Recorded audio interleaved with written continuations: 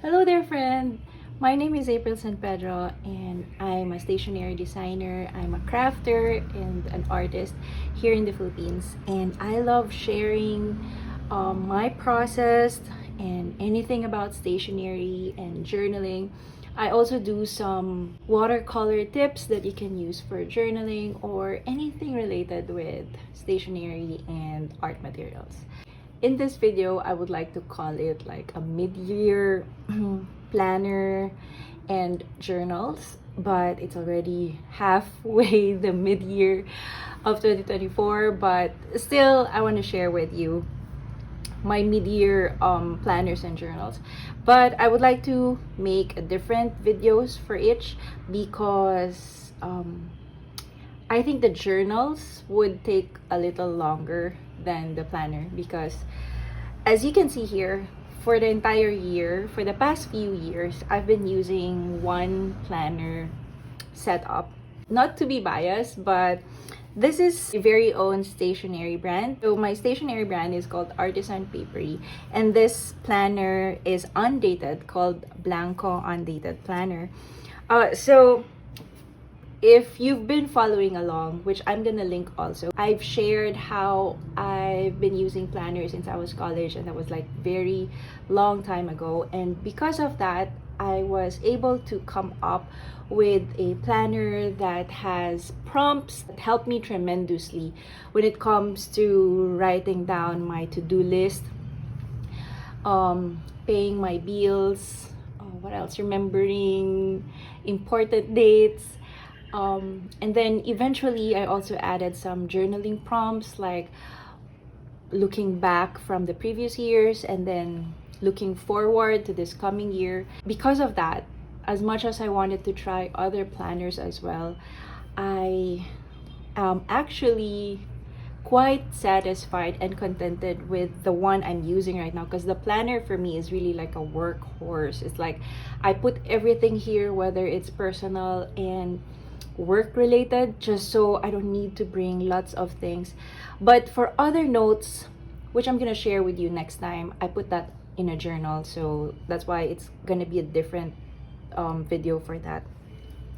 So anyway, as I've said, this video is technically for the planner that I've been using since January, definitely up until the end of the year. So this Blangko Undated Planner, this is the version 6, if I'm not mistaken. Yeah, so this is the 6th edition. So I've been printing Undated Planner since, I don't know, maybe probably 6-7 years ago or more. And this is the latest one, but this is actually a version of 2023, since technically I've been redesigning and updating the planners every year, but the past few years have been a little bit crazy. I got pregnant and things happened, and so I wasn't able to redesign another Blangko planner. So anyway, this one has two colorways. So this is the gray, and I had a darker one, which is technically like a black color. So the cover is made of a recycled material. The pages inside can take a lot of medium, as I will share with you later. So like I've mentioned a while ago, this planner has served me so well for so long, and I just want to share with you how it looks like inside. There's a calendar page, which also includes a calendar sticker, and on this part there's word of the year. So on this side, there's word of the year and a letter to yourself. So in my case, from January to March, the word that was really so close to me was favor. But by the month of April, I had difficulty with the word favor. It doesn't speak to me so much. Then apparently, as I was reflecting at the time, so this was the time that my second baby, Noah, passed on. And so this was the time that I was reflecting, and then I got the word reconnect for some reason. So I didn't write any letter to myself yet, but I'm hoping I'd be able to. This is something that I should be doing at the start of the year, but I don't know why I didn't do it. Here, I just wrote things that I look back and I'm looking forward to. And then the intentions and dreams, and then my focus for the year. I didn't even get a goal, a third goal. And then this part is where you put your quarter focus. So every quarter is divided, and it's divided into months, so you can focus on per quarter, and then you can create what to focus on every month per quarter. So there's like a season for every quarter, and then every month there's you want to talk about something else. What do you want to reach for this month, and so on.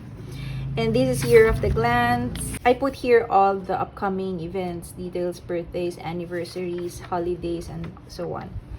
And then this is how the monthly setup is. So for the first few months, I've been using stamps, highlighter, brush markers, and that's just it. Washi tapes and stickers. So it's pretty much the same for the previous months. Oh, and then there's also a tracker. Then again, as I mentioned, I've been using just stamps and the usual writing tools. But then later on, I got really bold and really enjoyed messing things up, which I regret because I didn't do it for the past few years.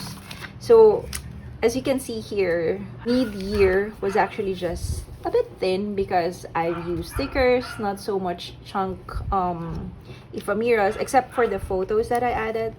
But then, as July started, I use watercolor wash for background, and I just love it. I love how the paper crinkled.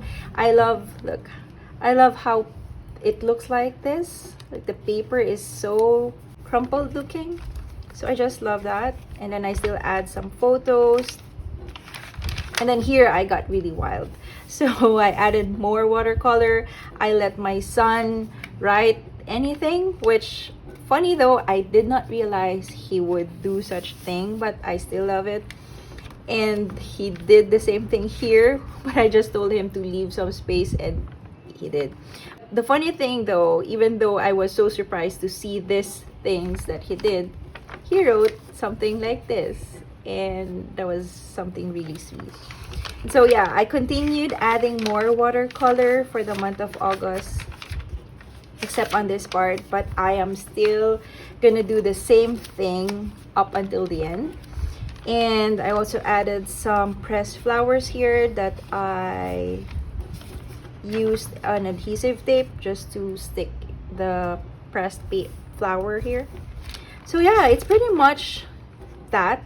And as you can see, all the errands, the things that I needed to do are here. And then at the back is where I put the payables, the bills that I needed to pay.